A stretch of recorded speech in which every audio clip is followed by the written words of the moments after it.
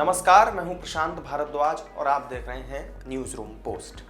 अगर आपने भी क्रिप्टो करेंसी में अपना पैसा निवेश किया हुआ है या आप इसके जरिए डिजिटल ट्रांजैक्शंस को अंजाम देते हैं तो फिर यह वीडियो अंत तक जरूर देखिएगा, क्योंकि ये खबर आपके लिए ही है और आपके ही काम की है।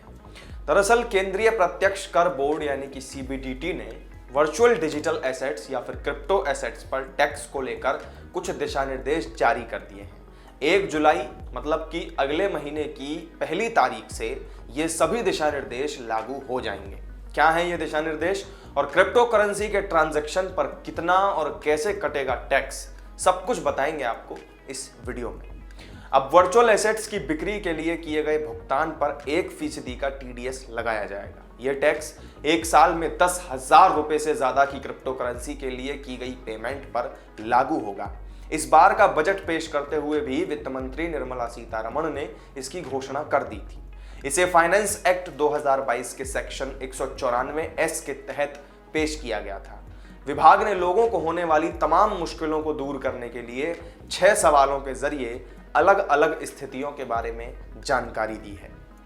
इस नई व्यवस्था के तहत टैक्स रिटर्न में लेन देन का खुलासा करना होगा और एक पेपर ट्रेल बनाए रखना होगा। यह खरीदारों और विक्रेताओं दोनों के लिए ही मददगार साबित होगा, क्योंकि वो वर्चुअल एसेट ट्रांसफर पर भी अपनी ओर से टैक्स काटने की जिम्मेदारी सौंपने के लिए एक्सचेंज के साथ कॉन्ट्रैक्ट कर सकते हैं। बिजनेस स्टैंडर्ड की एक खबर की माने तो टैक्स और कंसल्टिंग फर्म AKM ग्लोबल के टैक्स पार्टनर अमित माहेश्वरी का कहना है कि CBDT ने व्यवहारिक परिदृश्यों को अच्छे तरीके से कवर किया है ताकि VDS के ट्रांसफर के लिए विचाराधीन विदहोल्डिंग के सुचारू कार्यान्वयन की सुविधा मिल सके। मोटे तौर पर अगर कहा जाए तो TDS काटने की जिम्मेदारी एक्सचेंजेस पर डाल दी गई है, जिससे कि उनके लिए रेगुलेटरी और उसके अनुपालन का बोझ बढ़ जाएगा। ऐसे मामलों में जहां वर्चुअल डिजिटल एसेट्स का ट्रांसफर एक्सचेंज पर या उसके जरिए होता है और जो VDS ट्रांसफर किए जा रहे हैं वो एक्सचेंज का ही है, तो इस मामले में अधिनियम की धारा 194S के तहत टैक्स कटौती की प्राथमिक जिम्मेदारी खरीदार या उसके ब्रोकर की होगी।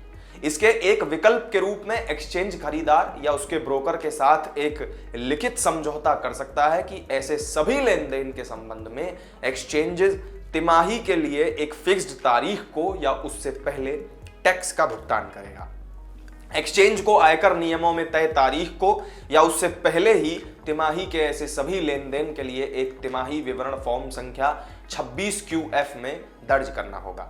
वित्त मंत्रालय क्रिप्टो करेंसीज के टैक्सेशन पर अक्सर पूछे जाने वाले सवालों यानी कि FAQ पर भी काम कर रहा है, जो वर्चुअल डिजिटल एसेट्स पर इनकम टैक्स के संबंध में ज्यादा विस्तार से जानकारी देता है।